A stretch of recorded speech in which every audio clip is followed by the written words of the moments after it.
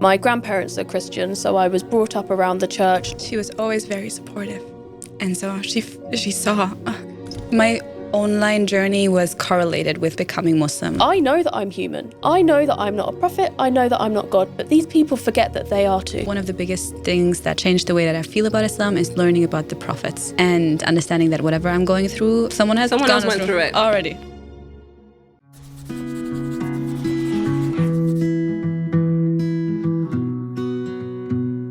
Ramadan is deeply personal, whether you are born into the faith or you find Islam later in life. But there's something incredibly special about experiencing your first Ramadan as a revert and as an adult. The excitement, the fear of getting things wrong, the beauty of learning everything from scratch. It's a journey that lives in the heart of so many people. Today, I'm sitting with two incredible women, Emma Flicc and Sina.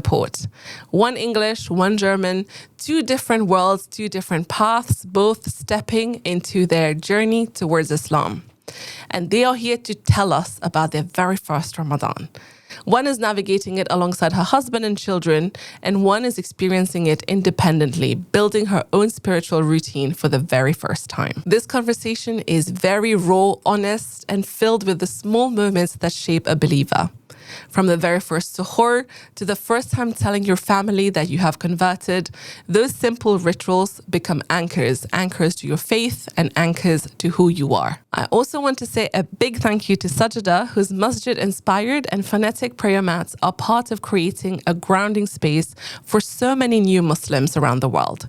It's one of the most beautiful gifts you can give someone on the Ramadan journey. So let's talk about identity, courage, community, and what it truly feels like to welcome Ramadan for the very first time as a revert. Let's get into it. Assalamu alaikum, ladies. Wa alaikum assalam. How are we doing? Alhamdulillah, good. Alhamdulillah, very good. Good. Nice So it's to the see first you. time you two are meeting? Yeah.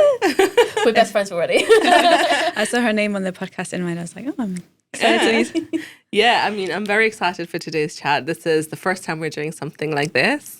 And I've already kind of told you what this is about. But first of all, just for a little bit of context to the audience, I will let each of you introduce yourself. Emma, do you want to get started? Yeah, of course. Hi, my name is Emma. I am a content creator based here in Dubai.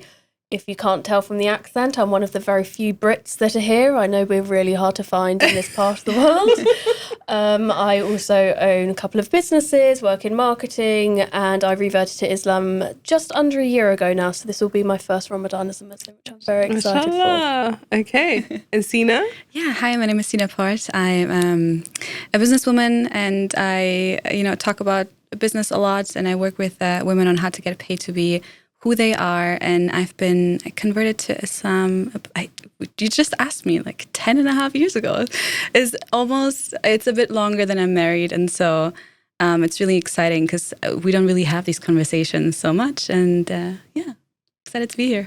Yeah, I don't think we talk about these things often. And I was telling you girls, I keep bumping into people who are telling me they're new to the religion and they love it, but they don't have somewhere to go where they can learn from other people who are ahead of them in that journey. Yep. And which is why it's even great between you two, like 10 and a half years and less than a year. Not even one. Yeah, it's great. And I'm sure you have so much in common already. But I guess we'll get started from the conversion story, right? What pushed either of you to it? And I think, Sina, we'll start with you because yours was a long time ago as well. So tell us, how did that transition happen for you?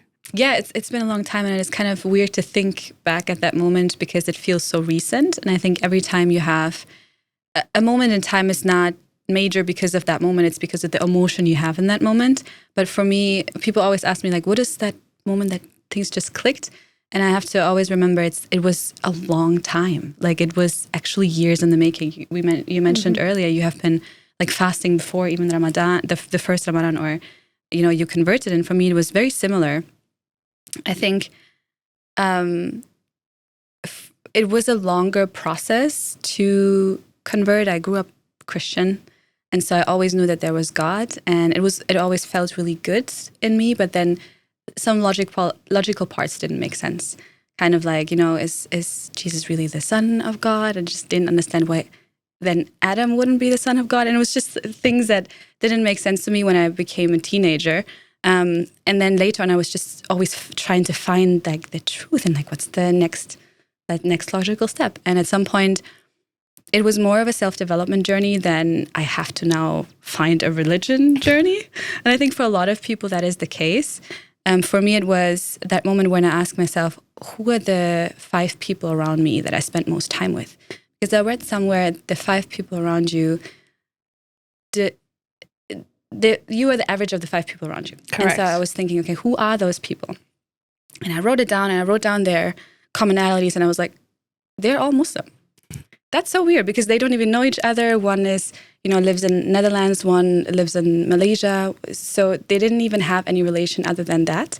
And I thought, okay, if I feel so connected to the values of those people, and I need to understand that religion. And, as a German, it's really, media makes Islam look so bad. Of course.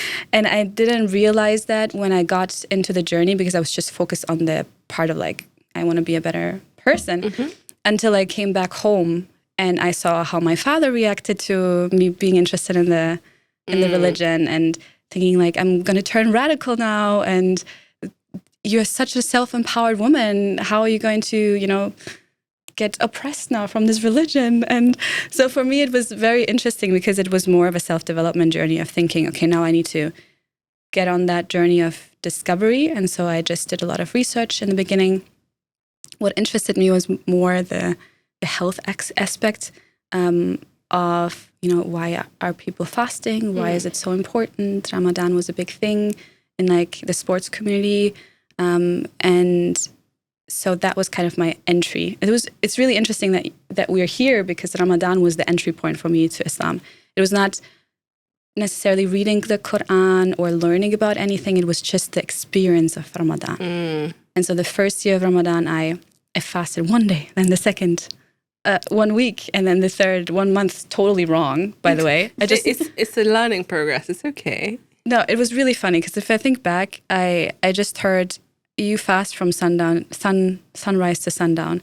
And so I just looked at outside the window. I'm like, oh, I can see the sun. I'm going to stop eating. That's the best thing I've heard. That is so funny. And then literally a year after, that's when I was like, okay, I think I need to take this seriously because it's been like 3 years of me trying this thing. Let's learn about the religion part. So Ramadan was kind of like my gateway into it. Amazing. Yeah. See, I'm always, I mean, we'll get to you, Emma, but I'm always amazed by these stories because I was born in it. So it's very different for us. And you grow up with it. It's so easy. You don't question. And then when you become older is when sometimes at some point you choose it, right? But it's so much easier. But I'm always so impressed by people like you who actually questioned whether you were in the right one or not. And then made the active decision to move and find the right one for you. So kudos for that. But Emma, tell us your story. Pre-warning, I'm a bit of a yapper and it's quite like your story. It goes on for several years, but there's so many moving parts to it. So I wasn't born religious, wasn't baptised. My parents always said she can choose her own path. If religion is the right path, then she'll find it herself. But my grandparents are Christian, so I was brought up around the church lightly, a Sunday school here and there, and the choir and carols at Christmas and all of that good stuff, but it never made sense to me. And I've always been in pretty multicultural environments, especially for the UK, which is a predominantly white country. I've always been in pretty multicultural environments. I've always been aware that Muslims aren't what the media says, I know a lot of reverts, especially British reverts, can't say the same. I know some who have come from incredibly white communities, incredibly bigoted communities. I'm quite privileged in the fact that was never me. It just wasn't my vibe. So, okay, cool, if that's what they believe in. And, they're not what you see on the news, but it's not for me. In my early 20s, so about 10 years ago now, gosh, I was really struggling mentally and I was like, I need some sort of help. And I believed in a higher power. I'd just never been able to identify it. So I started with yoga and manifestation. And while I felt more relaxed, it still wasn't, like, manifestation isn't quite for me. And everyone says you need to read The Secret. I'm not a big reader. Secret's like this big. I was like, even I can read The Secret. My friend's like, it's going to change your life. And I read it and I was like, this just seems pretty standard to me. Like, none of it made sense. There was this one passage. It was like, if you want to get married, you should have an empty drawer in your room so that that can be the space that's always for your future husband. And I was reading it, and I'm paraphrasing, so I'm really sorry. And I was reading this, and I was like, what the is going on here? And the book is so short. I read it again. I was like, maybe I've just missed something. And my friends who are obsessed with the book were like, no, you don't get it. And I'm like, do you know what? I don't. Manifestation isn't for me. Like the yoga and all of that and the breath work, but manifestation is not for me. Cool. What's next? And I was like, maybe I should give religion another shot. Because my introduction to religion was through Christianity, but my grandparents' way of Christianity. So it was very proper and quite stiff, dare I say, no offence. So I ended up, through a friend, going to a Ghanaian church. Highly recommend Black Church. A lot of fun. The people are amazing. The songs are great. The food was brilliant. I was the only white person at this church.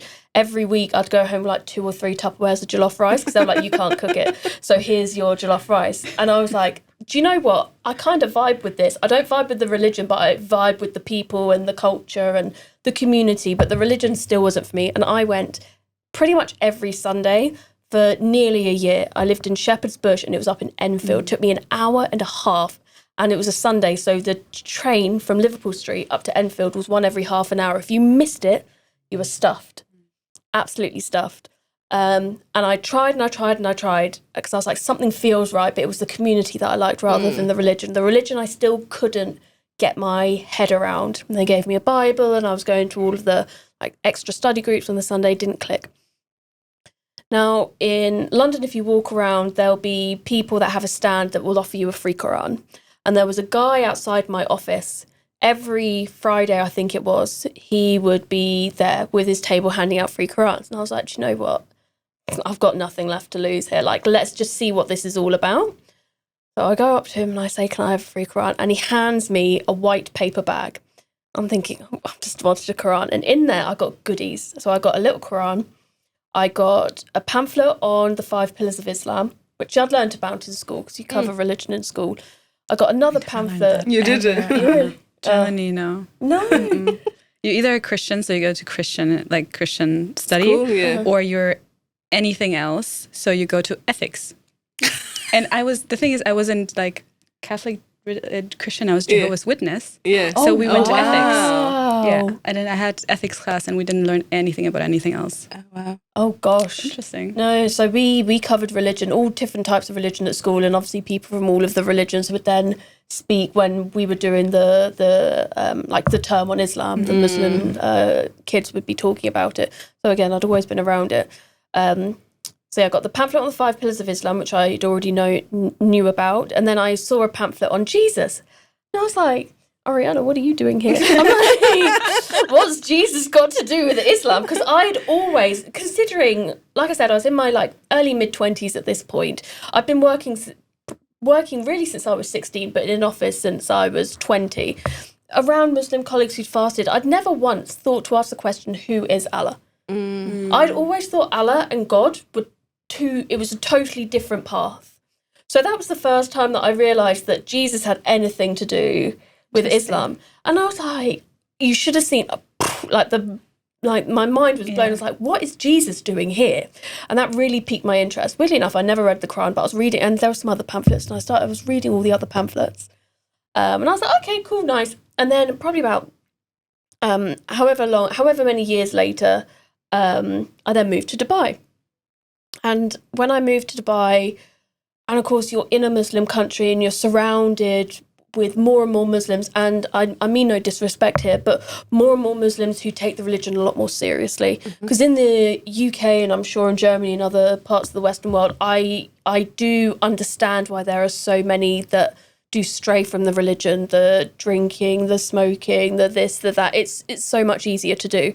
But it's also so much harder to be a practicing Muslim. So much harder, yeah. It's like, so it's easy just to hard. stray. You can't find like halal food. Exactly. The mosque is super far away, or you don't even have a mosque where I'm from, like in the village. You don't have time off for Jummah prayer, Ramadan, Eid, none of it Ramadan is special. is really hard in terms of like the timing. Yeah. Exactly. So, I'd been around Muslims and all of that, but they hadn't really been very strictly practicing. So then when I came here, I stopped drinking, I started dressing more modestly, purely for my, own peace and joy. Yeah. And I started getting more interested in it. I did Ramadan for a year, I did Ramadan for a week just to try it. I'd never fasted in my life. I was one that, not even water. Like, no, not even water. And then I met my ex. Then I met my ex. Reaction was like, a boy. Wait, a new story is starting now. Okay. Exactly. I'm Get your popcorn now. There's so many levels to this. And then, Wait, let me get my tea. Okay. And then I met my ex.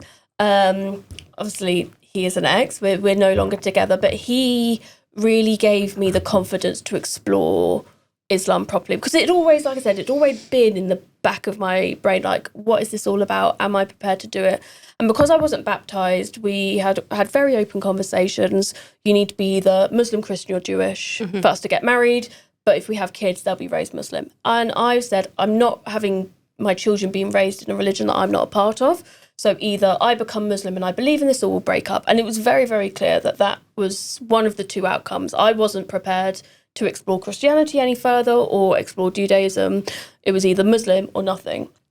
So I was doing a lot of research and I read the Quran, which I was really surprised when I reverted. There were girls at the mosque who were born Muslims who've never read the Quran. They're like, how did you get here? I'm like, oh, I did this, I did that, I read the Quran. And this girl was like, I've never even read the Quran. I was like, girl, have you not even read your own book? There are so many born Muslims who've never even read it. Wow. Certainly from page to page, front to back. And so, yeah, ended up reverting. We broke up. But what's really funny is I think a lot of people, both in my personal life and those who see me online, thought it was just going to be a little bit of a phase. I think my parents did too. So when we broke up and it stuck, and in fact my deen increased, everyone was like, oh, okay. And it was really validating for myself as well, because I was going through like, am I just doing this to marry this guy? And the fact that we broke up and I was praying more and I was doing a lot more religious content, and I covered my hair because I didn't want people to think I was covering my hair just to appease him, especially coming from the West and being a very independent, woman. I was like, I don't want people to think that this man is oppressing me. And now I'm doing it truly because I want to. It's been despite obviously what happened in the circumstances, it's been really fulfilling and quite validating for me the last however many months it's been, despite all the tears. I'm joking.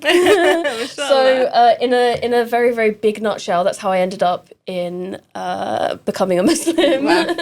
And you said you don't like talking. When did I say that?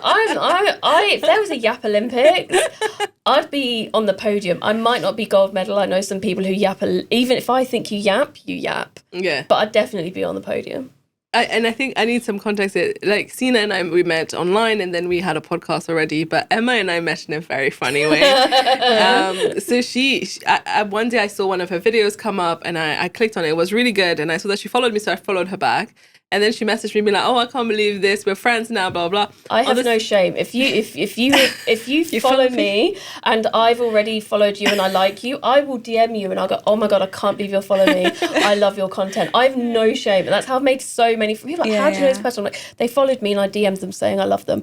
What's the worst that can happen? It's social media. Who doesn't like getting a compliment? That's not even the best part. Yeah, no, then she posted on her story that she has an extra ticket for the Wicked premiere. This is all in the space of about 24 hours, by the way. 24 hours, though. I just found her. And I was like, oh, wow, I love Wicked. And then she's like, let's go. So then I was like, okay. So I left work and I went to meet her outside the cinema. And the first time we met was when we were literally fangirling over Wicked. Yeah. So that was a friendship for life. Yeah, literally. It's so funny. And I was with some of my friends who were also reverts as well. I was like, oh, I've got a friend coming. They're like, who is it? And I was like, you might know her, Dr. Sheen. They were like, oh, they're like, how do you know her? I'm like, she followed me yesterday. Emma, only this could happen to you. I'm like, yeah, basically. Like, what? How did this happen? I don't know. She saw one of my videos, liked it. I DM'd her saying I liked her, and then she saw my story with the free ticket and joined along. They were like, sound, I love her content. I've been following her for ages. Yeah, it was a great night. That's so sweet. I remember, when I started posting on social media, people in my 9 to 5 kept asking me like, oh, this is, but they're not really, like, they're just people online, right? I'm like, no, like, I consider some of them real, and I've never met them in real life. Right. That's my friend from Chicago. I'm like, have you met her? And I'm like, no. No, you don't Some have people have a to. plug as well. Like- Someone DM'd me the other day saying that Spinneys have a salad backing on the salad bar, which is my favourite salad, and I ranted when they took it off. She DM'd me and be like, you might want to know that the green goddess is back instead Spinneys. I was like, you're the goat.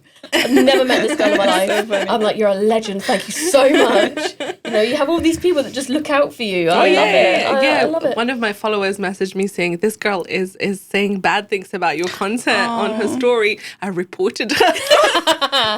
Yes. And I was like, yes, thank you. It's That's really right, funny that's because I really I consider, a huge part of my audience now is like looking up to me and the women that work with me. And so I'm like, I feel like an auntie to many of them. Same. And so it's so cute when they text or they comment or they talk about their achievements or they're like, oh, I applied your advice from your free masterclass and now I made this much money and my life has changed. And I'm like, I don't know you, but I'm so proud of you, I know. And this is what we want, right? This is what we're working for. We love that. But going back to the conversation, I think I just want you both to paint a picture of the moment when you took your Shahada and then you became like officially Muslim. How was that? Your reaction is I've got a telling me video I that's can a share. story. But mine was not glamorous. Do you want to start? Mine wasn't, I don't know if you call mine glamorous. So I had to go back to the UK for a funeral. And once I knew that I was going to revert, I was like, right, this is happening. I just don't know when. I really liked the idea of reverting in my hometown. Something about that felt really full circle for me. You know, the same town that I was born in, that I partied in, worked in, all of that stuff. Something about it. The fact that I had to go home for this funeral, I was like, right, I'm going to revert when I'm back home. Like, I had that decided. And I found 2 mosques in Milton Keynes, and I emailed both of them saying I'd like to take my Shahada. One replied, the other one still hasn't replied. And the Imam, bless him, he, within a couple of minutes, yep, no problem, let us know when you want to do it, blah, blah, blah. And so I went and I did not tell my parents at all that I was reverting, and I reverted on what day was it? I think it was a Friday, because I was like, I wanted to revert and then do Jummah. And then I got too scared to do Jummah, so I was like, I'll do it after Jummah. And then I went to the mosque and I went into the men's section because I'd obviously never been to this mosque before. And this mosque was round the corner from where I used to live, round the corner from where I used to work, round the corner from a bunch of like bars and pubs and stuff. I was like, I've walked past this mosque in, States, and I had no idea that it was a mosque, because again, it's the UK, so the architecture's very, very, very different. It's basically an old building that's been converted into a mosque. And so I went in to do my Shahada, took my Shahada, and again, coming from a Christian background, you see people being baptised. It's very dramatic. Dunked in water, Dramatic, yeah. And I'll show you the video. It's still on my phone, So I finished la la la, and then I did it in Arabic and English. And then she goes, Allahu Akbar, and I literally look up and I'm like, that's it? She's like, yeah. I'm like, oh, that was so easy.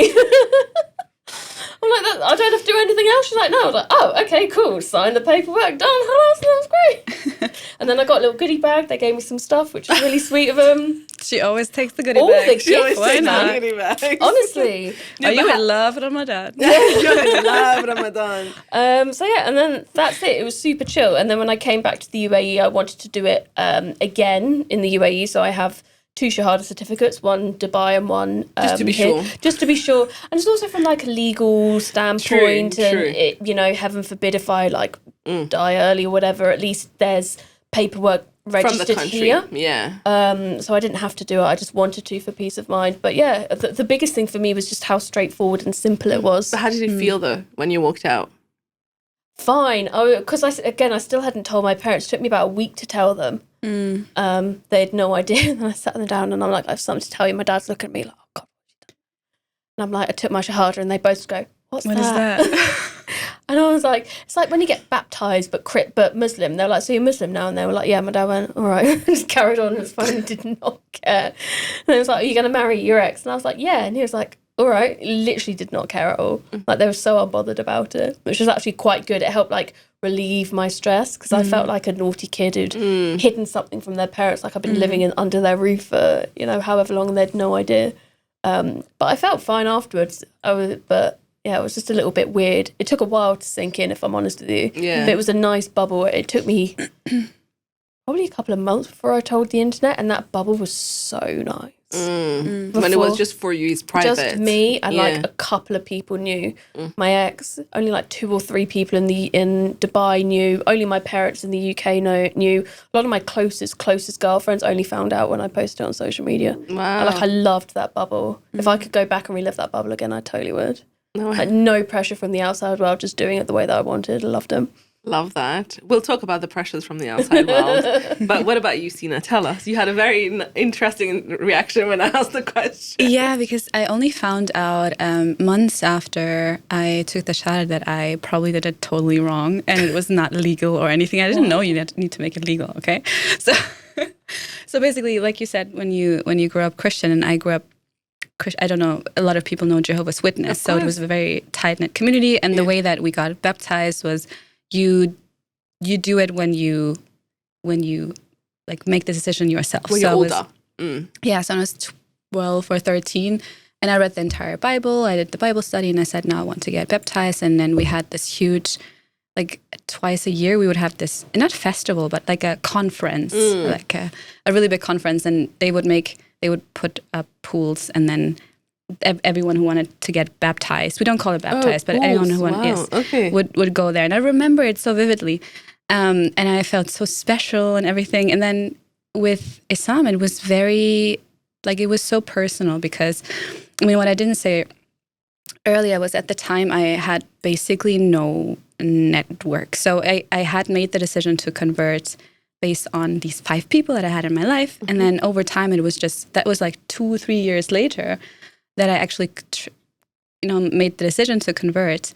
I had cut off everyone because I felt like it's very similar to you, the people that you met maybe that were Muslim, they weren't really practicing. And I was like, no shade and everything, you live your life, but I wanted to have a different experience. And I felt like I wanted that to be a new start for me. And it wasn't very, I don't know, it wasn't official at all. I was just in my, I had just come back from Malaysia because I left to Malaysia when I was 18. And then I came back to Germany because I was like, now I need to I want to get married and I want to have a life and I need to build something. So I moved back to my parents in my childhood bedroom. And the only person I really talked to was at that time my fiance, so now my husband, 10 years. And we would talk 3-4 hours a day. And I kept telling him, kept asking him about hijab and Islam and everything. And he was always very I'm not going to tell you anything. You have to figure it out yourself. Nice. So at that time, I was 3-4 months into just being in this cocoon of my parents' place. I was applying to jobs and applying to universities. And I didn't know what I wanted to do at the time. I was applying to my master's and I was working on my business. And I was just watching lectures and reading and educating myself. And one evening I was just you know what, this feels right. And then I remember just researching how to pray. And then I said, because I knew the child a long time ago, I said it. I remember on my carpet in front of my bed, I said it. Then I turned on YouTube and followed the instructions on how to pray. And I just prayed from YouTube tutorial. Brilliant. Before we get on with the rest of this episode, I want to say a huge shout out and thank you to Sajida, the sponsor of today's episode. Prayer is one of the most personal moments in a Muslim's day, and what you pray on really matters. If you're a revert or still learning your prayers, you know the struggle. And as Sina mentioned, using YouTube, pausing mid-salah to check your phone, losing focus because you're worried about getting the words wrong, or feeling like you're cheating by needing a guide. But Sajida's phonetic padded prayer mats solve that. Every word is written very clearly in phonetics you can read while standing.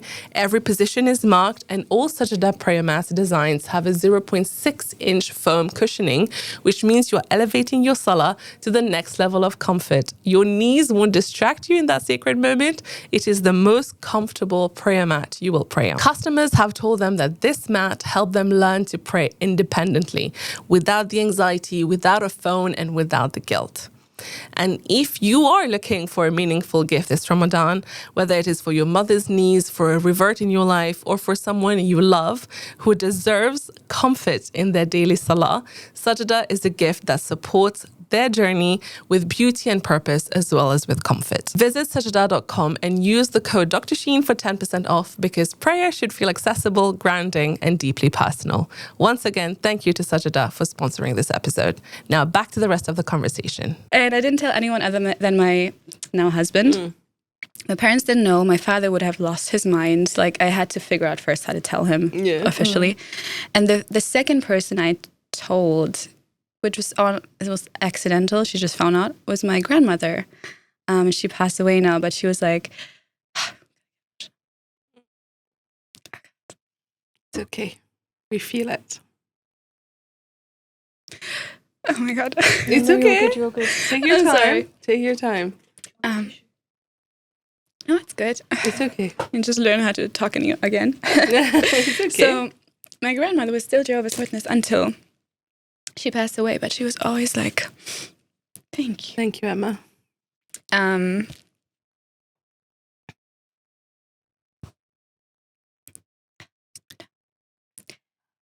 She was always very supportive. And so she saw, oh God. She saw I was going through something, and then I was like more myself, and I stopped I stopped a lot of things in my life, and I started to like really find myself. Ooh. And I went on a trip with her to her sisters. So my grandmother is from like a small, like very small, not very small village, but she's from the farm. Like her grandma, actually my great grandmother had 5 children. Sorry, 5 or 6? 6 children. And when her husband passed away, she took over the farm. And that was like, obviously, for a very long time, great-grandmother, right? So she grew up on this farm. And my grandma was the only one that left that village, and she came to a different city. And then, you know, she had my father and whatever. And we went back to meet her 4 sisters. Mm-hmm. And I drove her there, and I just wanted to like spend time with her because I was like, you know what? After this, I'm going to go do my master's and I'm going to work on my business. And we might not see each other for a year. And she just kept asking, like, Sina, what's going on? You know, like you're more reflective. You're asking more questions about God. And I was always able to talk to her because she wasn't trying to get me back to the religion. She was just kind of like, she just wanted me to be the best version of myself. And at the time I was praying in secret, right? I just had my YouTube tutorial I just brought it everywhere. Like, okay, Allah Akbar. And then I kept going, like, what is this guy doing? And I had to hide it from everyone. So at the time, I went to this trip with my grandma, and we were staying with her sister in the house. And there was no privacy. Like, I was sleeping in the living room because I didn't have another guest room. So I was like, okay, when the door opens now, so I have to like pray really, really quickly. At some point, that's why I'm saying it's so funny. At some point, I even prayed in the bathroom. I didn't know you could pray in the bathroom. But the dedication is incredible, mashallah. Fair play. It's just so funny, like sometimes to think back of all the mistakes you made because you didn't know things. It's not a mistake though. I'm sure God loved that. And then at some point, she just like, she walked in on me. Not like she didn't tell me. She told me after, like, I walked in on you, but you were praying, and like, what does that mean? And tell me more about it. And then, oh my God, she's so cute. I even have the picture. She was like, can you show me how to wear the hijab? Oh. And I was like, I don't know how to wear the hijab. I'm just doing like a turban thing. Like for the first year of me reverting, it was just me trying different looks. And I was like, let me try a turban. She's like, okay, do the turban on me, and then do the hijab on me. And she kind of just encouraged me to talk about it. That's so supportive. And so, mashallah, yeah, that was, I don't even remember the question, but that's how I converted, and kind of that was my first couple of months. That's such a beautiful story though. Mashallah, like she clearly, and you know what you're experiencing right now is just a wave of love, right? Yeah. It's just how much she loved you, that she saw beyond what she believed was right or what she believed was wrong. And she knew that you needed her love more than anything in that moment. Yeah. And I think that's very beautiful. And that was going to be my next question, actually. Like, and I think you've already answered it mostly, but what has been the most beautiful reaction you got from someone that you told, from your from before converting, when you told them that you converted, where you felt like, wow, this is so supportive? I think the best reactions I've had is the fact that there hasn't been one. But they didn't react. Yeah, people have just taken it in their stride. So I was back in the UK recently for my grandma's funeral, funnily enough, and she passed without knowing I'm Muslim. So hearing your story is like really touching.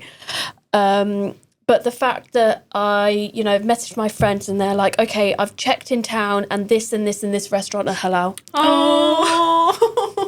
You didn't have to do that. Like, as long as there's fish or vegetarian food, I'm fine. Yeah. But, and I was going there, I was like, oh, Wagamama's. And they're like, oh, they sell pork in there, Emma. Are you sure you want to go in there? And I'm like, I can find something to eat in Wagamama's. Even in the UK, it's fine. They actually had this vegan carbonara in Wagamama's in the UK. It banged. I've taken a photo of it. I'm going to post on my stories and hopefully Wagamama in the UAE will bring it over because it slapped.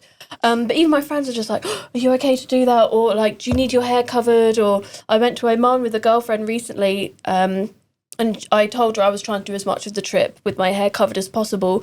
So when we had people coming for like food or for cleaning or whatever, she would be the one to get the door and she'd be like, someone's coming in, so I could go and cover my hair. So for me, I think the best reaction is the fact that I haven't really had a big one. People have made the effort to fit it into their lives. Like my parents, they now shop the halal section at the supermarket.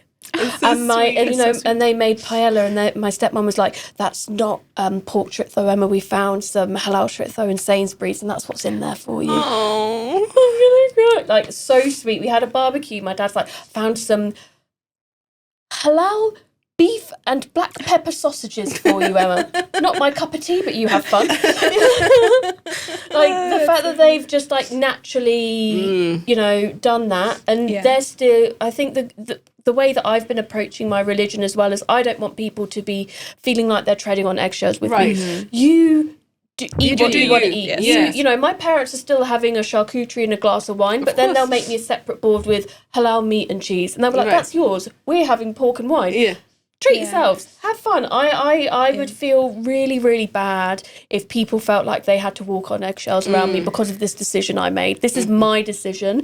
This is my way of life, and it shouldn't have to negatively impact yours the way I do feel quite passionately about some Muslims, whether born or reverts, who try or who make it very difficult for other people in their lives. But that's just my personal opinion. But no, in terms of reactions, the best ones are the fact that there hasn't been anything big. It's the little things and the naturally including me that has really, really made a difference. And it's also made it, despite the fact it's such a big thing that's happened, it doesn't feel like it because of the way people have reacted. So it doesn't make me feel too pressured in acting or doing things a certain way. I can still be me, just slightly evolved. I love that. And I think you're right. And just like you said, it was the same story with your grandma. I think it's making it easy for you guys and not making you feel like, oh, it's a big thing. I need to explain my decision, why this is happening. And the reason I asked this question is because I'm sure a lot of people who are watching might be thinking, well, I know somebody who recently reverted. How do I make it easy for them? And that's why I asked, and you answered beautifully. Now I'll ask a bit of a more hard question, which is what has been the biggest challenge for you after you converted that you didn't expect, that you were a little bit blindsided by, that you didn't expect this you were going to struggle with? The hardest thing that I wasn't expecting, weirdly enough, putting on a prayer dress and folding and unfolding my prayer mat. I know it's not a lot, so funny. But it's and I'm still not there yet. And look, I'm human enough to admit that I'm human. I was prepared for the halal police. I was prepared for judgment. I was prepared for all of that, especially because I was talking about religion and I had a Muslim boyfriend at the time. I'd already started getting comments and DMs. I was like, all right, which is why I also had a break where no one knew, because I was like, I need to be so confident that when this goes onto social media, I need to be as mentally prepared as possible. But the one thing that I really was not prepared for was 5 times a day, putting on the dress, praying, taking it, folding my prayer mat. And it's such a simple thing, but doing it so often, it felt like a chore. And my prayer has gone like this. And right now, because I've lost my grandma, who I'm very close with, my prayer was rock bottom. Ramadan's come Ramadan's come at a very good time It's like for me. she's feathers everywhere. I'm everywhere.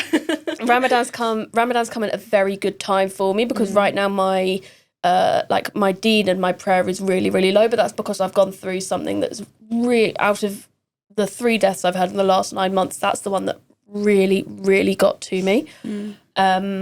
But yeah, I find it I'm not even gonna lie, I find it I think it's also because I'm not a full-time hijabi either as well. I wanted to say that. You know, that it's like, oh, I've got to put it on and you got to get the timing. And I think one thing as well is that you put so much pressure on yourself. You know, the halal police are one thing, but I'm quite good at being able to separate them. You know, like, I don't know you from Adam. If I was to walk past you in the street, you'd recognise me, I wouldn't recognise you. You know, so I'm actually not that bothered by that, but it's the pressure on myself, like, oh, I've only done this, or I haven't done this, and it's like, are you a good person? Yes. Are you doing this? Yes. Are you doing that? Yes. You know, one analogy that I like to share, and it's quite well timed given the Winter Olympics are on at the time that we're filming this. If I said tomorrow I was going to be an Olympian and tomorrow I wasn't one, would you be yelling at me? No, you wouldn't. It takes time. And at the end of the day, only one person gets the gold medal. So it's putting that pressure on myself, but then realising you're still only days or weeks or months into it. I haven't even hit a year. So yeah, the internalised pressure and folding my prayer mat and putting on a prayer dress and taking it off, that's been the biggest challenge, weirdly enough. Not the food, not the drink, not the partying or mixing with the sexes. None of that. That's all come very, very naturally. But that I have, praying has been my biggest bugbear. Yeah, no, I agree. I think it's not being a hijabi that also makes it harder because then a lot of times you have to carry a lot more things with you in order to pray. It's so much headspace that it takes. So much headspace. And you Pun know, intended. But I remember someone who said to me, and at the time I was like doing like a turban and this and I was going to I was doing my masters at the time and I was going to like uni with like jeans and I knew I couldn't wear jeans when I was praying. And for me, someone said just this thing to me where they said, it would be much easier if you could just pray in whatever. Like if you can't pray in what you're wearing, like that makes it much harder. And I was like, that makes a lot of sense. And then I changed just a few things around and it makes such a huge difference. And to be honest, it's really easier to be outside and pray than to be at home, because at home I don't wear hijab, so I have to go up and the baby's crying and I go up and get my hijab and bring it down. But just having it accessible, I don't know where you live, but like just having like a bunch of hijabs laying around and a bunch of prayer mats laying around. So that's a good idea. So you just can pray anywhere. Now we have a prayer mat in every room because I don't have time to go upstairs. So these things just make it much easier. And that's reminded me, wudu.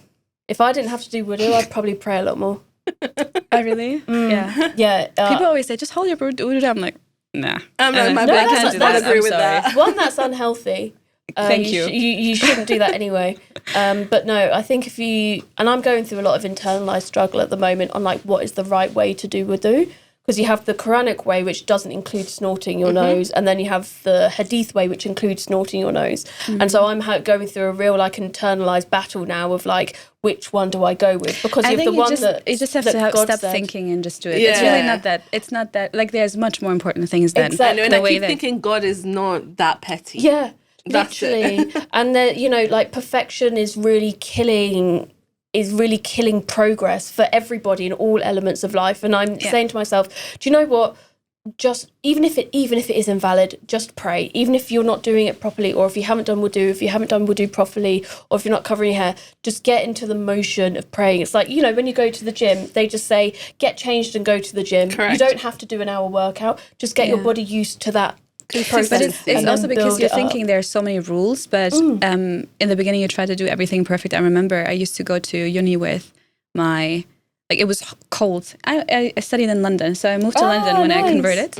And that was amazing because, you lived in Shepherd's Bush. It's like full of mosques. Like it's so beautiful. Like it's so it's so nice. It's so easy to be Muslim in a huge city like London than in a German village, where people know you since you were born, and then you go to like the bakery and everyone's like, who are you? I'm like, you know me since I'm 5. Yeah. Like just this hijab is not changing my face. Yeah. What are you saying? Yeah. So and then I remember going to uni with my like leggings because it was so cold. So I would wear like so many layers.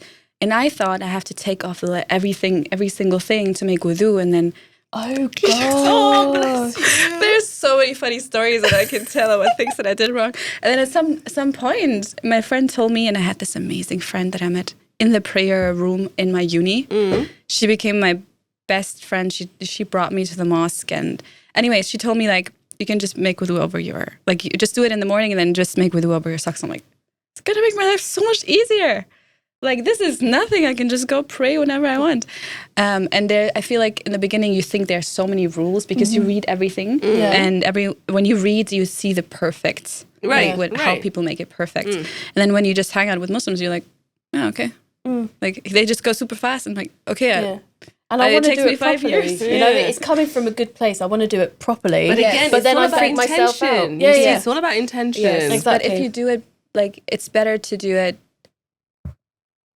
consistently than to do it once and then never again. And also 100%. you can improve a little bit every time. You don't need to be perfect from get-go. You know? And exactly. I think that's what gets lost. And I understand as well, because a lot of people are on your back telling you, but what about your little pinky toe? That's not worked properly. Oh my God, I was in Umrah and I was literally walking. I was looking for my dad. I lost my dad in Masjid Nabawi.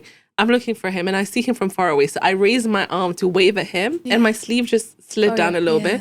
This woman comes up to me being like, haram, haram. And she's pulling my sleeve. And I was like, what is wrong with you? Like, if you think God will care about this, No, imagine. 2 seconds. Like, this is something that I have beef with. And this is why I tell everyone. Someone told me this before I converted. They said, don't judge the religion by the people. And I feel like I need to tell that to anyone who's watching or who has this experience. Because I remember going to the mosque, first time going to the mosque. And then I walk, I don't like to tell these stories, but just in case anyone is please tell us. A woman is praying and I walk in front of her to go across, and she she yells, low key pushes me, and I just turn. I thank God, alhamdulillah, I had my friend with me, and I just turned like, what did I do wrong? And she said, you can't like walk in front of someone that's praying, and I'm like, I didn't know. You know, like, imagine you do this to someone that is like freshly Muslim, and then they're like, oh, this is how you guys act? I'm out. And so I was really, really lucky that I had this girl, her name is Maya, and I named my daughter Sumaya after my mother-in-law, but also after her. So her nickname is Maya. And it's because she was such a huge part of my journey when I became Muslim. We met in the prayer room in my uni. And she bought me my first Quran. She said, actually, we should make this official. So let's go to the mosque and like say your Shahada officially. Like, okay, 4 months later, let's do it. And she always told me these things like, don't judge the religion by the people, like do your own research. This is all about, not perfection. Like just do it consistently. Like there's so many things I'm so like grateful that I had her in that time. No, this reminds me of the story I heard on one of the Instagram reels, and it was one of these sheikh, and he's saying how he met this, he was like, we need to be very careful about what we say to others, especially what we're calling haram, and what we're saying this is not good, a Muslim should not do this, because we cannot pass these laws, we cannot judge. And he told the story of how there was this one guy who had just converted, he went to the mosque for the first time. The minute he entered the mosque, this older man started yelling at him, being like, you are wearing an earring, it's gold. Men can't wear gold, men can't wear jewelry. You can't pray like this, your prayer won't count. He ignored it, he kept going, and someone else is like, he has tattoos, your wuzu doesn't count. Why are you praying? And then he kept facing all sorts of people just yelling at him for different things. He left and he never came back. Oh, I believe it. Yeah. And imagine if you are responsible for someone who was turning to God to turn away, what kind of sin are you carrying, which is way bigger than this person's earring? Yes. I think this is really important for Ramadan. I always, now as a mom, but even before, I see this a lot of times happening, like moms bring their kids or their babies, and then the kids are loud. Totally, like, it's a baby. It's a like, but imagine she wants to go and pray Tarawih, and then you're like, I can't focus. Just why don't you stay at home if you feel like it's too many people? Just you stay at home, okay? Let the baby come. Like, imagine now as a mom, I feel like imagine so many things you go through. You just want to go there. You want to show your kids experience the Islam Ramadan and feeling. experience it, you know? Like, it's okay if they cry and they shout. How about you go and hold the baby while she prays? Yeah. How about that? How about we help? But you know, I saw someone said this recently because she was on a plane and someone was complaining about her baby crying, and she said, it's okay, you can choose to be child-free, but you can't expect the world to be child-free. And again, in a place of worship, you should be happy that these kids are there from such a young age. You know, they're getting to experience it. It's beautiful. But honestly, I feel like this sentence you said is so important, which is don't judge the religion by the people. Because there is so much, like so many people that use the religion as a stick to beat us all into submission. And I never understand that. And even me as someone who's grown up Muslim, I've experienced it from a young age. Till now, and now I'm talking about Islam online, the amount of hate I get is crazy. And they're all coming from people who think they understand the religion better than you. So my next question to both of you is how much of that do you experience online as hijabi and you as a new revert as well? How is it? So, I mean, I block people. Like, that's my daily self-care routine. I just block them. Like, it's the number one business advice I give like women who want to get on to social media. But for me, it was very different because, you know, you had an online presence before and then you just kind of switched. I feel like that I look up to you a lot. I don't think I could have done that. I've deleted a lot. But at the time, you know, I had built already kind of like a mini personal brand, and I had, you know, worked with companies, and like, people knew me. I was a very social person, both in person, but also online. And I deleted every single thing on my, all my entire online presence. It took me months to delete every single thing on the internet. And then I had to start from scratch. And it was really hard for me to build a business that way. So I had to build my online presence from scratch. And in the beginning, I actually started with a podcast because two things. One, we just talked about this, that it gives you like that social circle. It just makes you make of more course, friends. You meet more people. Yeah, and then I was like, I want to meet people that I look up to. This is like a new stage of life, and that was really easy. But second, also, I didn't have to show my face. And in the beginning, I was like, you know, I don't know how I want to show up. I don't know how to wear the hijab. I don't know if I'm doing things right, and I don't want people to judge my process of getting there. And so at the beginning, I just started a podcast without face. And then, you know, I still look back and I'm like, what is that hijab style? What did you do there? But Fine, I have the same about my eyebrows. I'm like, what was I doing? My dodgy fake tan days. I've got some horrendous photos. We all look back. So we all look back, yes. What are we doing? I'm glad I glowed up a little bit late in life, but I'm glad I did. It's time. And so, but it was, for me, it was my online journey was correlated with my becoming Muslim. Like, I became Muslim in public. Oh, wow. And so that's a lot of even people, more bold, to be honest. A lot of people thought that, you know, I was Muslim from birth. You know, I look a little bit Arabic. Like, no one actually knew that I wasn't that. So the expectations were really high. And so comments like, oh, I can see your arm because it's a transparent shirt and things like that. I'm like, you know what? I need to see what is real feedback because someone means it well, and what is the haram police. And the truth is, I don't face a lot of haram police because, number one, I block people. And number two, I don't have any guys on my account at all. Like, I have 98.5% of my account is women. And I did that very consciously. Like, whenever guys would text me, I would block them right away. I wouldn't answer. And I would just delete guys from my page. So those are the ones that I usually bring hate when they have something to say. Nowadays, they're just like, can you marry me? I'm like, blocked. But some women actually bring, you know, valid points. And sometimes I have to say, you know, is that reality? Do I have to rethink how I show up or rethink what I say?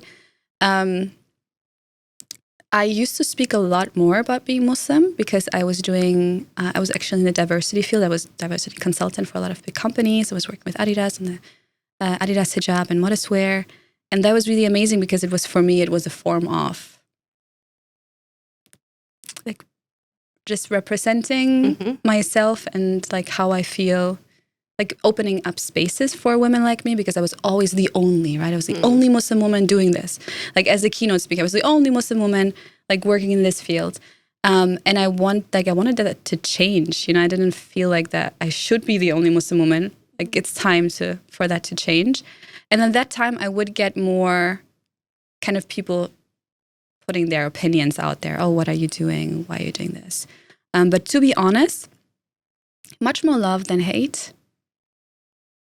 And I feel like also when you look logically at your like interactions, there is probably 90% or above, love. Of course. But then like the 1% hate that just stings. Yeah. Like it's just like... And it stinks. That's the problem. And you don't forget it, Like you forget the love stays and with heart you. and you inspire me and I want to be like you and I've achieved this because of you. But then you remember the one hate comment. Exactly what they said, word for word. And I remember when I talked to my husband about that, he said, that's really disrespectful for all the women that you help and that actually are there to show you love, that you only remember the haters and you don't remember the ones that you inspire. And I'm like, oh, that's true. Valid point. Yeah. Ouch. So yeah, I feel like it's a lot of what you focus on.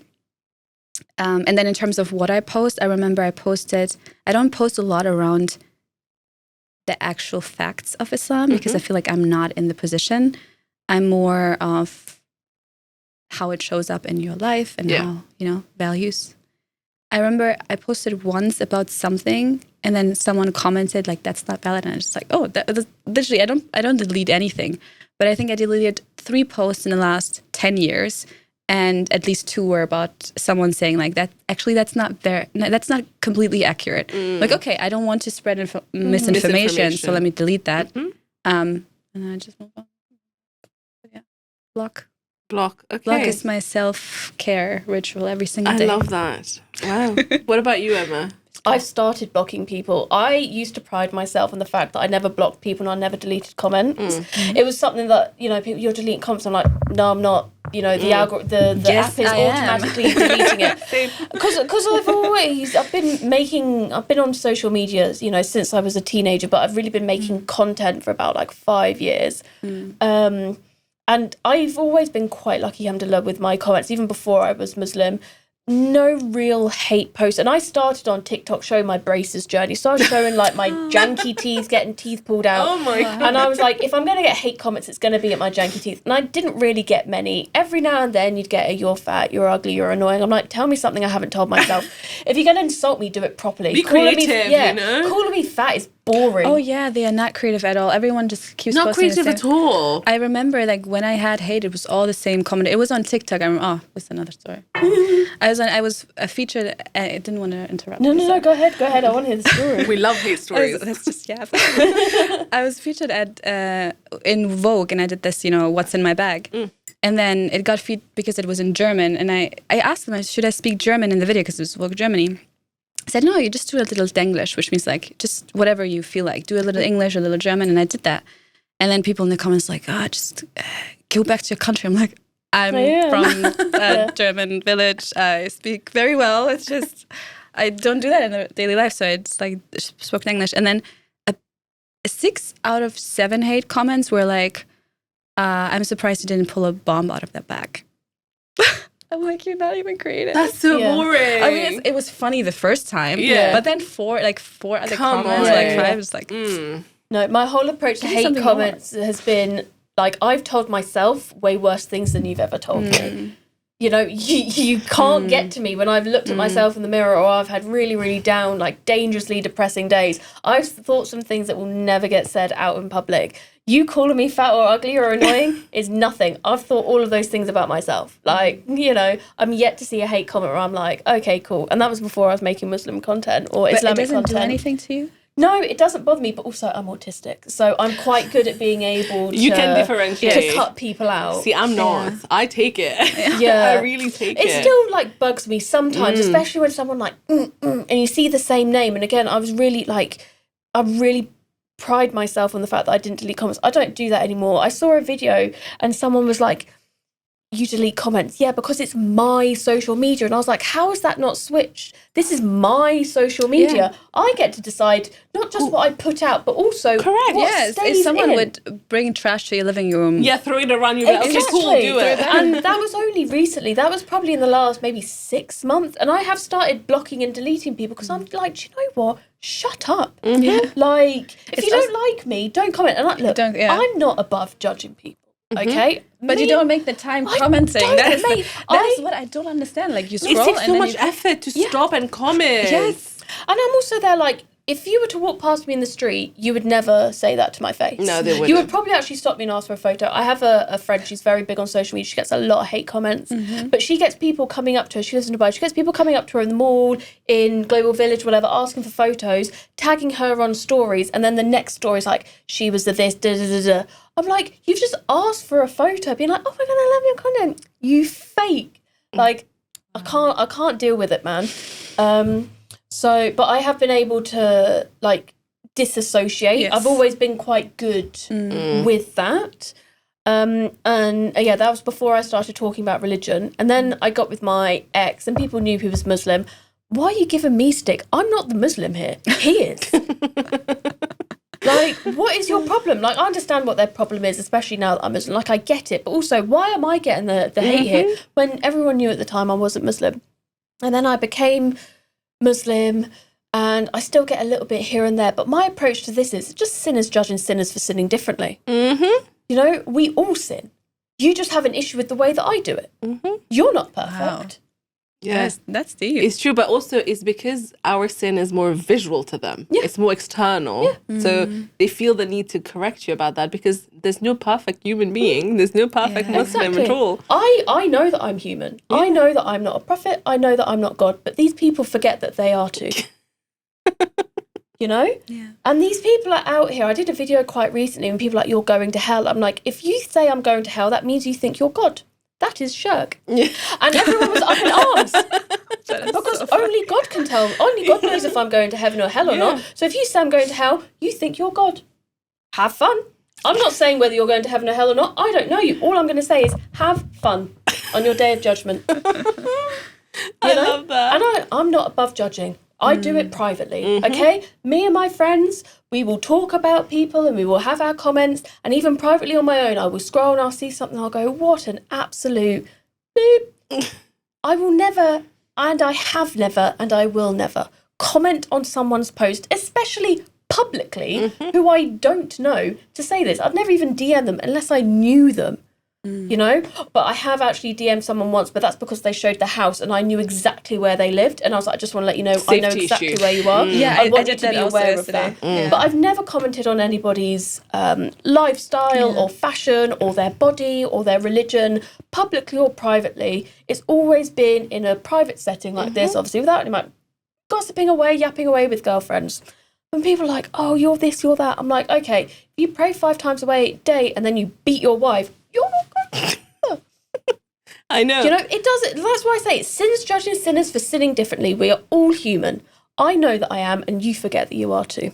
Correct. And I think I talk about Islam a lot now online.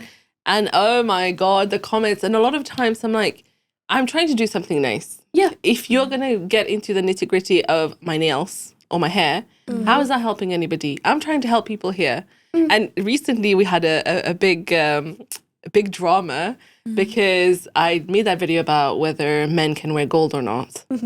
And this girl came after me saying that we copied her content and because we referenced the same thing that she referenced in hers. And I'm pretty sure someone from the team actually saw her content and was inspired by it. But at the end of the day, it's public research, not hers. And it's Islamic content where it's dawah. It's like what's like, men can't wear gold is not from you. It's like it's from God. And she went on a whole rampage, got her whole following to come hate. Oh, wow. She reported me on YouTube. YouTube took my video down and saying that if I want to appeal, I need to take a court case against her. And I was like, why are you going this deep over one thing like this when we're all trying to do something nice? And I even apologized publicly and I credited her in the caption. Oh, wow. And she still went for it. And I was like, I don't understand this. I'm like, this is my problem with...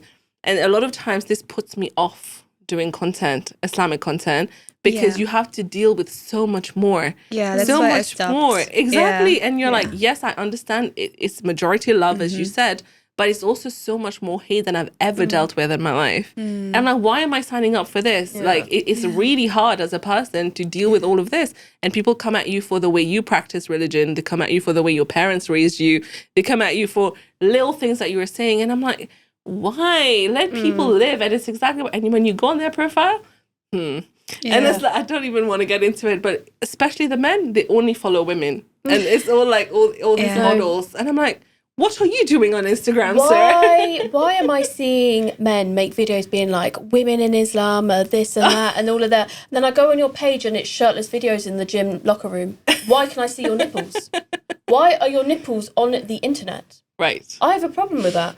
But that's the issue with social media. Yeah, right, it is. general. And it really goes back to what you said about the people in the religion. One thing, especially being like a fresh revert, one thing that keeps me going and why I'm still happy to make content about my humanness within this religion is the DMs I get of people saying, I've reverted and your content helped me. You know, I'm not perfect and they're not perfect, but I am able to bridge a gap between people. They're able to see something in me, in Islam, that maybe they've missed from the Ummah, who are not accepting them because maybe they're white or Western, or they've come from this, or they have tattoos, or they have a past or whatever. They're able to see something in me who is very open and honest about the fact that, you know, I'm not perfect and I'm talking about those struggles. They're able to go, do you know what? If she's comfortable in this religion, that's what I needed to step over. And I am more than happy to be the punching bag if it helps more people come into the religion because they know that there's people like me within it. And that's also the reason why I would recommend you to delete and block, because you know, I do delete and I do block. If I come to someone's, you know, comment section and I see all the hate, I would think, you know, it's hard to be her. Yeah, it's hard to be her. 100%. And that's what I do. It's been so it's like freeing the energy that you bring to the to the community, because you have a community. And also the reason why I block is because it teaches the algorithm what type of people I do not want. Oh, good point. Oh, I did not know that. And so the type of people that do come, they're still all, you know, not all, but like there's still a lot of Muslim girls that come to me, and the way that they just give feedback is very different. Right. They would be like, Sina, I don't know if you didn't know this, but you know, I had also the problem with da-da-da-da-da. And then she points at some little thing that I did that it's not like, oh, Sina, you're doing this and this is wrong, or you said this and this is wrong. They come with like actual concern about, you know, my deen in terms of, are you well? You know, did you know this? I know you're a revert. I don't know if you know this. But they also, you know, it just brings different types of people. They don't focus on the little things. They focus on the bigger picture. Yeah. Like, and that's what I really try to focus on, is the bigger picture. Yeah. You know, some days are good, some days are bad. But again, you're human. No matter what religion you are or aren't, everybody has good and bad days. But I had a thought and it's disappeared out of my brain. I don't know what it is. It'll come back to me. If it comes back. Oh, yeah, no. And one thing I'm not afraid to do, before I was even blocking and deleting comments, was I didn't actually mind clapping back at people. And I think people started to learn that if you give her something, she will bite back. And again, because I'm autistic, I'm very logical in the way that I approach. And a lot of these comments are so emotionally driven rather than driven through logic. Yeah. So when you come to me with emotion and I reply with logic, it gets them fired up even more, because I'm like, you actually don't have an argument here. You're coming just purely based on what you think. I'm coming back to you on what it is.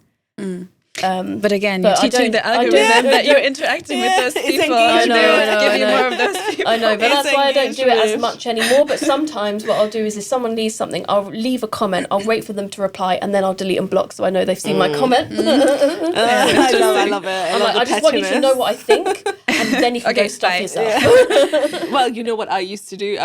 Whenever they would leave like a very disgusting hate comment, especially getting very personal, I'll be like, I will pray for you. Nice. You're a better person than me. I wouldn't say that. I heard that before. Like, if someone is hating, like, and people never hate because of you or what you're doing. They always because something in their life is not how working they are out. feeling. It's all self-projection. It's or whatever, internal, yeah. And imagine if this is what they're throwing at a random stranger online. Yeah. What are they saying to themselves? Yes, exactly. You know, so. But I always have to remember, because people always ask me this question, like, what has been the worst reaction you got? And I can talk about this all day, but I feel like it's much more important to focus on like what did go right and like what were the nice reactions. Because people always, you know, I could focus on a bunch of things that happened when I converted. And like in Germany, I remember I was working with Adidas, and one of the few women that was also wearing the hijab, she would cycle to the office. And then on the street, someone's trying to like hit her with a car because she was wearing the hijab. Oh my God. But I have to tell people like, this is there's so many good things that happen when you convert, right? Like there's so many nice people that are inspired. There are so many people that, like for me, it's just, for example, when I started wearing the hijab in public, for me it was just so easy to make connections because people instantly recognized Muslim. Right. And so me in Germany, for example, when I was walking around, they would be saying, I was at the Adidas office, hey, we have this idea about, making it easier for Muslim women to do sports. Can you help us? I'm like, okay, let's talk about hijab. Let's talk about full cover. Let's talk about like swimming. And we developed all these products because I was visibly Muslim. Like there were so many more things that happened for me rather than bad things that happened to me. And so I get these questions a lot from young girls saying, I am afraid because I'm also living in Germany or Netherlands or the UK, and I'm afraid how people will react. But then also look forward how people will react, because those are the memories that you can, like, that will actually stick. It's not just the bad things and the horrible and the news and whatever. It's actually like the kindness that you see or the opportunities that open up because suddenly you're stepping into a new identity of you. And that has been much more nicer. Go ahead. Sorry. I have ADHD as well. It's okay. Double homicide. I got really unlucky. It reminded me of a don't story. Say that. I know it's your so many superpower. brilliant women who have autism and ADHD. Oh yeah, no, it's good, but I do interrupt people a lot. So That's okay. No, you're okay. I have kids. That reminded me of a story. So I'm trying to like build up covering my hair because I'm still not ready to do it, and I reverted in the UK. Obviously, I was in the UK, didn't cover my hair. Then I went back in summer, didn't cover my hair because I'm way too scared to do it, especially like, even though it's a multicultural place, like, you know, we all know what goes on in the West to Muslims, especially women who are visibly Muslim. And when I was back earlier this year, I said to myself, right, I just need to do one day where I wear hijab all day. And I picked a Friday. It was Jummah prayer. I had to go to the shopping centre first. Then I was praying. And then I went shops at another different shopping centre afterwards. And I was so paranoid walking through that shopping centre because I was in an abaya as well. Like I just got ready for Jummah and I didn't clock you're going to the shopping centre first. So I'm in like a long black abaya with a hijab. Like I look proper Muslim. I know that sounds really dumb, but I'm not in like jeans and a t-shirt. I look really Muslim. And obviously I'm very fair, and you could see a little bit of my hair come through, and I can feel the looks because people are like, this isn't what I'm used to seeing. Where I live, it's a lot of East African, Sudanese, Somalians. So those are the hijabis and those are the skin tones that they're used to seeing. And I could feel the eyes on me, and I caught a couple of people as well, just like looking at white people, just looking at me like, what is going on here? And I went to Primark and I picked up some bits for me and for one of my friends who wanted some bits from Primark. And I go to the queue, and the queue splits both ways. It was busy on the right, and so I was like, I'll go to the left. And I turned to the left, and at the very end of the queue is a hijabi woman, South Asian, I'm not quite sure which country. And she looks, and I look at her, and we both smile, and we just whisper, Assalamu alaikum. And that was just amazing. We didn't speak at all in the queue, we just... And that was it. And I was like... I was relaxed because I was like, do you know what, for everybody that's staring at me, there are people who can now recognize me, right? You know. And I went to China back end of last year for a personal project, which I hopefully should be announcing in several months. It won't be soon. And I was like, right, I want to cover there because I like the fact that I was outside of the Middle East but also not in Europe. And in Shanghai especially, they've got quite a big like Uyghur Muslim population. So where my hotel was by a strip that's like all halal restaurants. So I was walking around and I was going to this convention, and every time I saw a hijab, we would just smile at each other. You know, there'd be that little click. And this one girl came up to me. She was from one of the stans. I can't remember which one. I think it was Kurdistan, but I'm not 100%. And she was like, I can't believe there's another hijabi here. I've only seen one more. I was like, well, there are at least two others I've seen today. And we're just chatting away. Where are you from? And, you know, I was like, I live in Dubai. She's like, oh, that's why you do your hijab like that. You do Khaliji style. When I did a different style, I was like, I didn't know there are other styles. Like, all right, I didn't know that the style can help indicate either where you're from or where you live. And I think that's a really special thing about covering your hair especially, is that even though there are the worries with it, I do like the fact that you are so easily identifiable, and that sisterhood really is there. Like, just turning the corner and that woman, you could not have timed it better. I mean, that's also one of the purposes of the hijab, is that you're easily recognized as the Muslim woman. And this might get a lot of hate, but I have to say...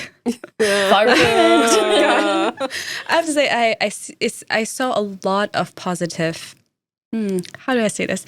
As a young woman, it cuts a lot of BS from interactions. I was about to ask, how did people treat you differently after you put the hijab on? They get to the point much quicker because they know that there's no flirting around and all that stuff that you experience when you're a young woman. Yeah, especially in the workplace or when you're at business settings, like networking events, people just go there to like find a wife. Yeah. Or like, flirt. Yeah. And so for me, it just cuts a lot of BS. Suddenly, you just get to the point. Like you actually listen to what I have to say and we can have a constructive conversation instead of you trying to figure out, are you single? That has been so freeing for me. I feel like there's a lot less. No motives. Unnecessary attention. Unnecessary attention. Yeah. Correct. I experienced this because I went to Umrah recently, and then it's the first time I put the hijab on outside properly, going everywhere. First of all, I forgot to mention this earlier when you said the prayer mat and the praying dress. How do people stand up in the abaya when they pray? Because every time I'm fall like, on their face. Yeah, no. It's normal. It's normal. And I'm like, someone teach me. I kept looking around. When I'm like, how are they doing it? When you go down, there's a way in which I lift mine over my knees when I go down, and then like. But it's the back that's the problem. But literally, as I'm going down, it's a really quick motion. It's just, and that way it's just on my knees, so that when I stand up, I go straight up. Otherwise, I fall.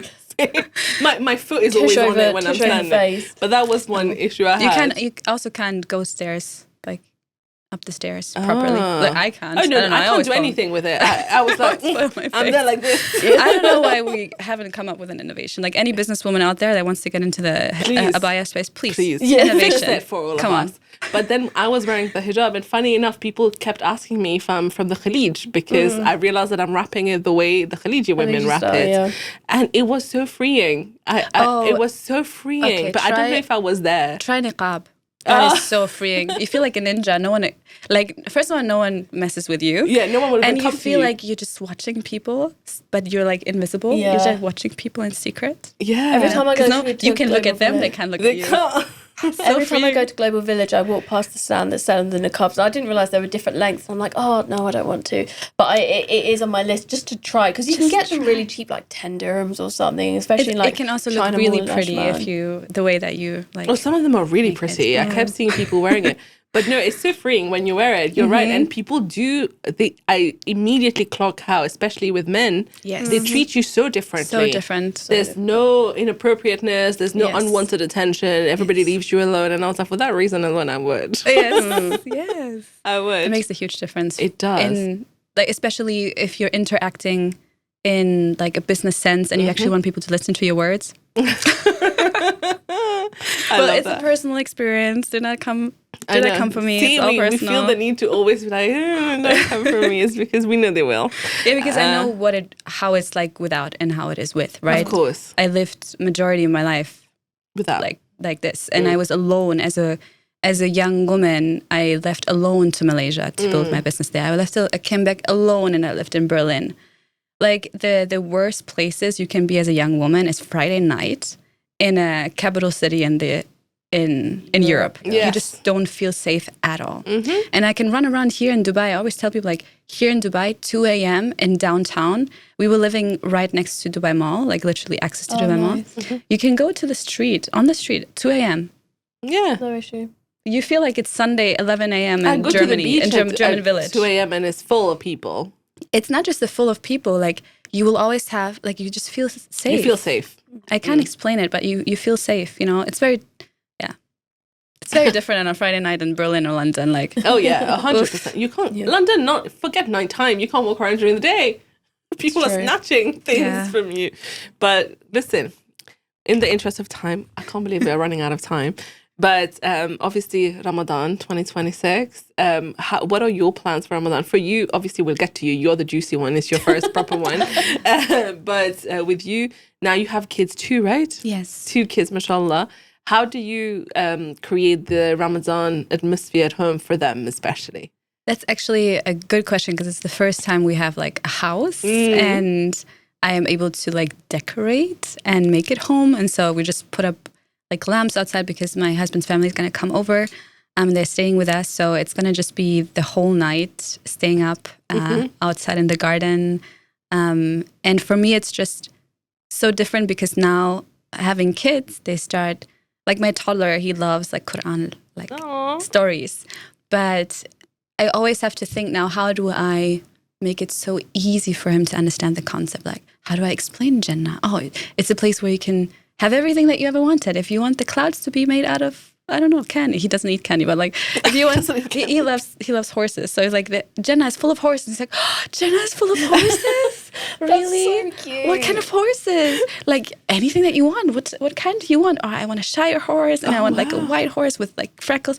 And it's just, it's so beautiful now that I have to kind of, because we never had what you had as a child, right? We never were taught the basics that a child learns. So a lot of things I had to learn myself, like how do you use the bathroom as a Muslim? How do you do, like simple things? How do you get up? What are the du'as you say when it rains? When you leave the house? All these things. And now I have to like think, how do I design what I had to learn myself into my kids' childhood? To make it so magical that they remember, oh, my mom used to explain Jannah like this. Yeah. And I wanted to just make it magical. So for me right now, I feel like I am growing up and I'm trying to experience Ramadan as a child so I can show it to my children. Exactly. So we're kind of experiencing that at the same time. Together. Yes. But you know, that's even more beautiful because yes, we learned it, but first it was such a long time ago. So we even have to refresh it. Yes. But at least for you, it's like all happening now and you can experience it together. I have to like come up with traditions. Not like take them from my parents, but like come up with them. So that's beautiful. Yeah. Okay, and what about you, Emma? First Ramadan, what's the plan? First Ramadan as a Muslim, so the first plan is to wake up on time. Because before, when obviously I wasn't praying, so I would eat. I would just go to bed really, really late. Yeah. But I have actually a suggestion for you. Yeah. And then I would so I'd go to bed really late, and then I would just wake up, work, whatever, and then I would eat. You know, so that's how I did my schedule, and it worked. You know, alhamdulillah, it worked. But I think the biggest thing will be I'm trying to give myself like certain goals on how many times I will, do this prayer, or how many, like I said, I want to do every day with a hijab on. Whether I leave the house or if I make content, then I have to have my hair covered. But just taking it step by step. Right now I'm pre-making and batching and freezing a lot of meals, which is handy. And also I'm on my own, which is nice. I know a lot of people say it could be quite lonely, but again, I'm very comfortable on my own. I do it alone as well, and I've done it last year as well. Yeah, I'm very comfortable on my own, and I have the opportunity to see friends, whether they're Muslim or not, and I have the opportunity because I make content. I can, message. I've got companies saying, you want to come to an iftar, it's no issue. Exactly. So it's not that also very mindful. Yeah, so I don't have, just because I'm not with family doesn't mean that I'm missing out or it's lonely. But appreciate that's my experience. I know there are some people which are a lot more like codependent when it comes to big holidays, and look, that's them. I'm personally not that person. But yeah, I think the biggest thing for me will just be the timing and the religious aspect. So I did almost like the cultural aspect or the health aspect, but now I have to add the religious aspect onto it. So that's going to be tough. Okay, so I have a suggestion. Go, Sina. Okay, so in Europe, European Muslims they do. I mean, but we do like, okay, we break our fast and then we eat and then we just sleep and then we wake up at 4 a.m. and we try to like eat something quickly, healthy, right? Yeah.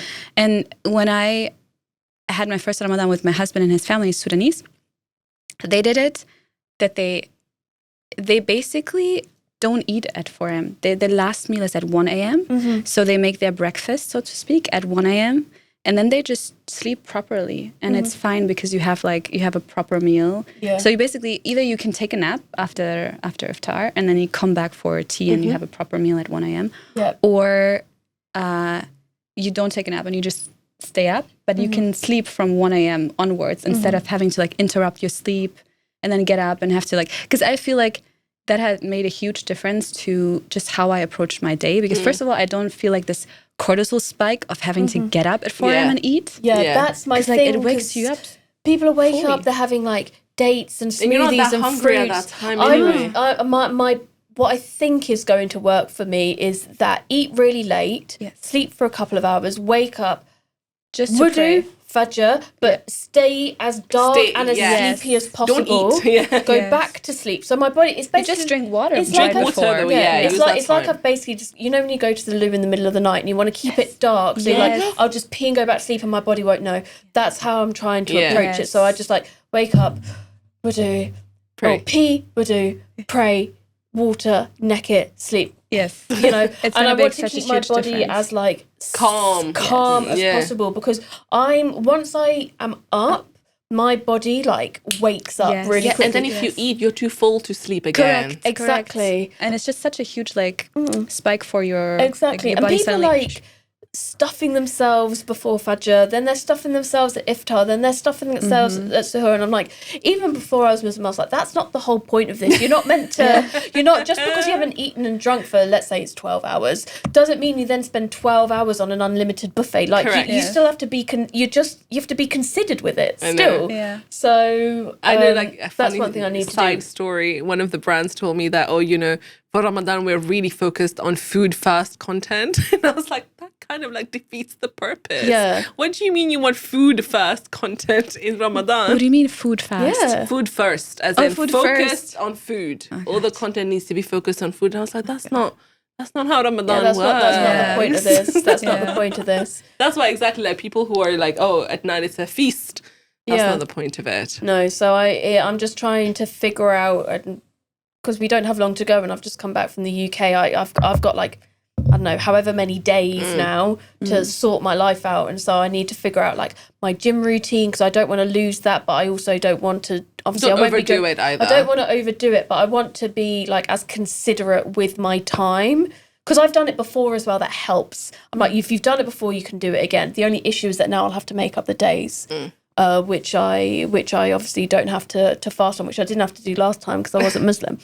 So that's the only thing. But you have a whole year to make if you have a whole exactly. year. Most people were doing it this week. Yeah, exactly. So that's you, the only thing. I'll tell you, like, you'll find the rhythm. Don't expect it to be sorted 100%. before Ramadan starts. Just try different things as you go, and you'll find what works for you. And what works for you might not work for me, and what works for me doesn't work for you. So just be patient. Don't put too many goals on your list. Correct. Like we discussed, exactly. right? Perfection. 100%. No. But now I'm like checking my cycle, and I'm like, my cycle's due to start. This might be TMI, but I really don't care. I've already done a video on this. My cycle's due to start within the first like week, 10 days of Ramadan. So imagine I just get into it, then I have my break. That's perfect. Then you won't get interrupted again. Yeah. See, I quite like the idea of it being like in the middle, but it's like if you want a break in the middle. I like a break in the middle. I want to do like 10 days break. You know 10, what you just focus days. on is that Ramadan, you're fasting, you can make any wish and any prayer that you want. Yeah. It's the same thing that I always remember when, if you're struggling with your prayer, it's just like you can wish for anything that you want. Yeah. So that just makes you want to get up and like pray, because you're like, oh, I have a bunch of wishes in my life. I have a list. I have a list. It's like, I can't, 5 prayers is not enough. I have a funny story for you. So after I reverted, the women at the mosque were obviously learning about my story, and they're like, oh, when you travel, like make dua. And I was like, this might sound really dumb, but like, can I make dua for like anything? And they were like, yeah. And I was like, because at the time and on the video, I have a breakout. I get this hormonal spot every single time. And I did, before I reverted, I did wudu, and I didn't know if you could wear makeup. So I did wudu, and I got, my skin is awful. I felt like crap. And I was like, can I make dua for anything? And they were like, yeah. And I was like, can I make dua for this spot to go? And they were like, yeah, you can do that. Yes. And then this one of the girls was like, I have a friend, she was flying and she made dua before she got on the plane for coconut water. Really random. Oh. And she got on the plane, and the company, the airline, were doing a collaboration with a coconut water brand, and they were handing out coconut waters. I was like, that's mad. Let me pray. Like, please. It works so quick. It's so funny because I tell my husband, whenever we go to Dubai, now we have cars and we're driving and there's no parking anywhere. I always pray for parking, and he always 10 seconds later, there's a parking. In Dubai Mall, I'm like, okay, let me start praying. I can't find one. Yeah, you just have to pray. You forget it. But one of the things that my best friend Maya used to always say is, make outrageous to us. Like whatever you want, just like to the moon and back. And that's why I feel like... And that I always remember this. I made a video about that where I feel like we forget who we're asking from. We think he has limitations. And I was like, why? Ask for the most random things, the biggest things you can. God doesn't have budget, doesn't have constraints. So just ask, why are we being like logical about things? So how did the sport go? Well, it comes back, but I've been able to tame it now. There we go. So, you know, have it's to getting make it there. more specific. More specific. Yeah. Forever. Never ever. Please get rid of this temporarily. No, but it's fine to be able to manage it. But I just remember being like, and I was so scared. Bless her, she's a fair few years younger than me. Can I make 12? She's like, anything else? Can I ask for this spot to go away? She's like, yeah, let me tell you about my mate. I was like, okay. So now whenever I, like, whether I pray or not, I have like a direct line in. People are like, you should only make dua when you pray. I'm like, I don't think that's true. Me and him, we're chatting all the time. God is closer to us than our vein in our throat. So, you know, like... You know, so I'm always asking, and it'll be, like you say, for parking or, you know, for someone to call me back, whether it be like a job opportunity or like, you know, I want this work. And then, you know, you start realising when things do or don't happen, you start to understand why they either do or don't happen, whether it's like quickly or not. So it's just sort of rolling with the motions. Correct. Well, we've run out of time a while ago. That was so fun. Can we do more of these? I have a final question for both of you. If for anyone listening who is earlier on their journey of reversion than either of you, earlier than you as well, what is one advice you would give them that you wish somebody told you?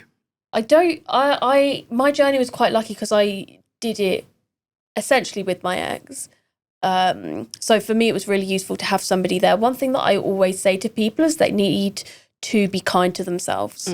And they need to remember that this is a journey and you shouldn't put the same pressure on yourself as someone who's a born Muslim. So I'm 32, nearly 33. I don't see myself as a nearly 33-year-old born Muslim.